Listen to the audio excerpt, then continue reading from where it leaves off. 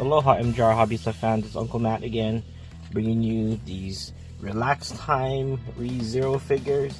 Recently I've been really interested in these, so I bought 3 more. These are all ReZero figures. As you can see, I'm going to start opening up this first one, which is Rem, you know, one of my favorite waifus. So,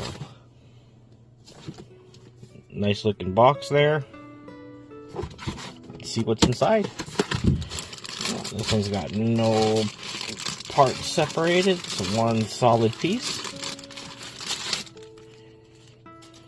Here we go, Rem.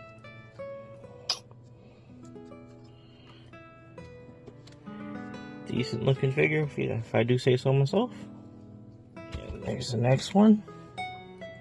I think it's Elsa. She's, of course, that headhunter chick. Went after Subaru. Yeah, it's pretty decent. Figure right here. Brishida.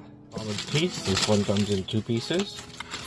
So you got that, and you have her leg.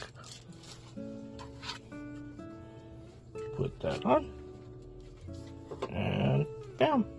We're done. So, like I promised, I found a turntable that's automatic. Got it light up.